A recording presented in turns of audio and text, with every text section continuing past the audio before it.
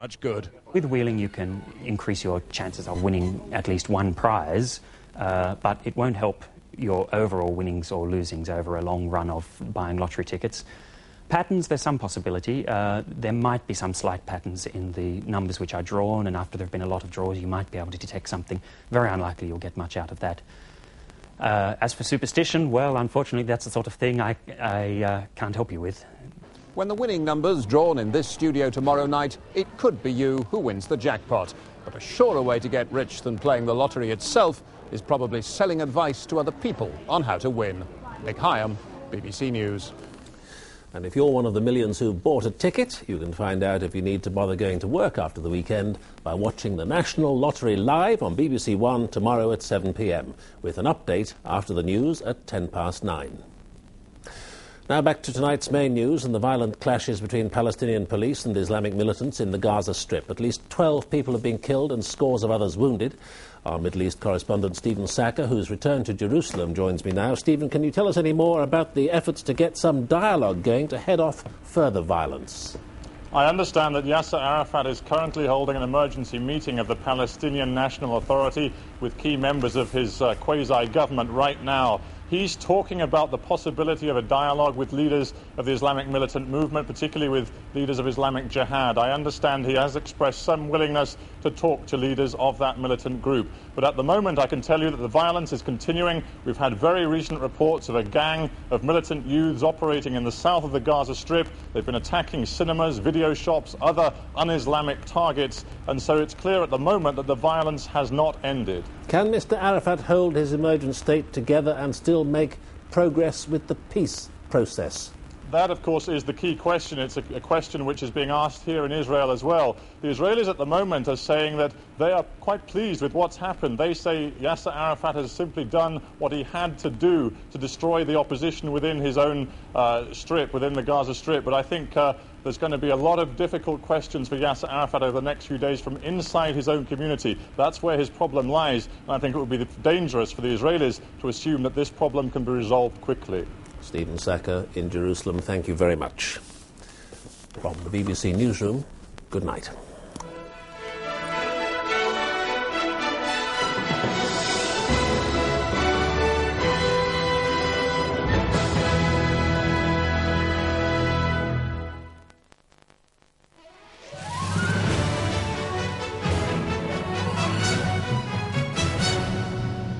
Good evening from Newsroom South East. A firefighter who collided with a car when he drove his fire engine through a red light was today cleared of causing death by dangerous driving. Stephen Bedo was convicted of the lesser charge of careless driving. Cleared of the more serious charge, Kent fireman Stephen Bedo was banned from driving for 6 months after being convicted by a jury at Maidstone of careless driving.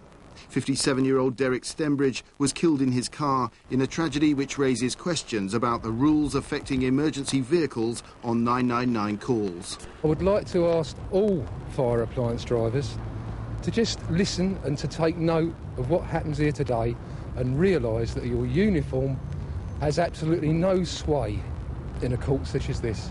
Kent Fire Brigade says Mr Bedo will keep his job in the service, but he won't be driving a fire engine for the foreseeable future. A nuclear reactor at a Kent power station has been shut down after cracked pipes were discovered.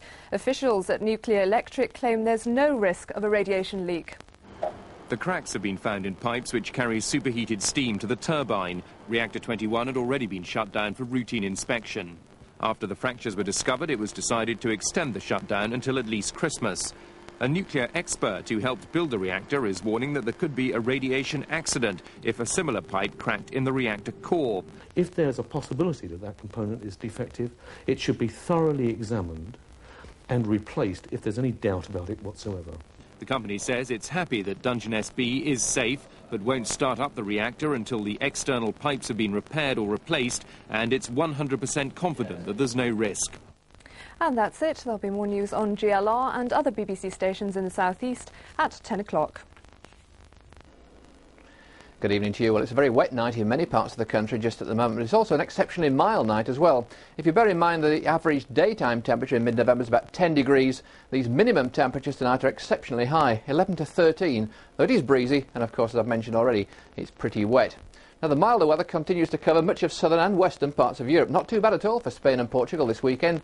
Temperatures up around 21 or 70 Fahrenheit, but going further east through Italy and Greece, more thunderstorms to come, and very much colder as you head north again into Russia and Scandinavia.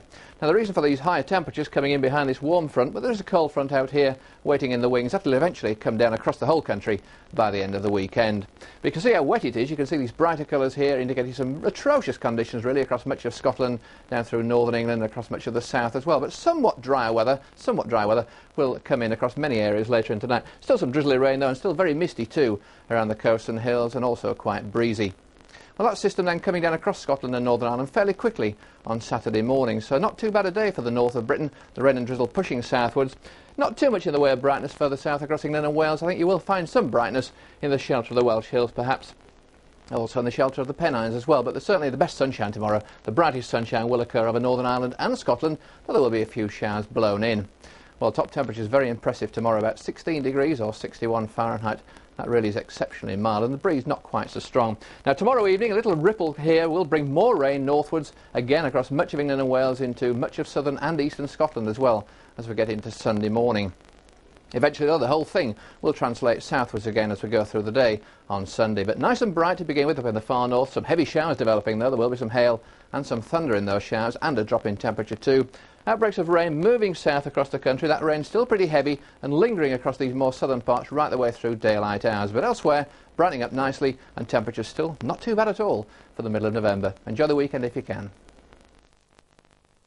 The pursuit of knowledge. I dreamt of a new species, one with man's intelligence, but without his homicidal aggression.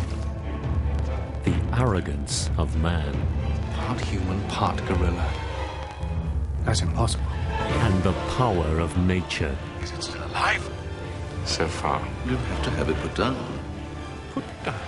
Charles Dance stars in Firstborn, Monday at 10:10 on BBC1.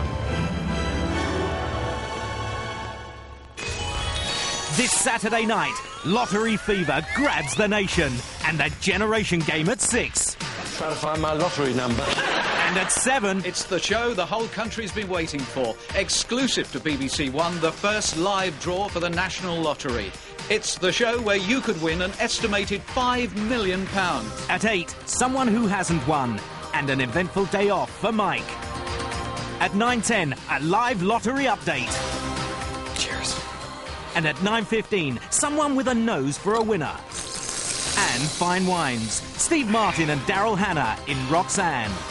Saturday night, what a lottery we've got on BBC One. Film drama in half an hour on BBC One. Donna Mills sets out on a personal vendetta against the man who killed her daughter.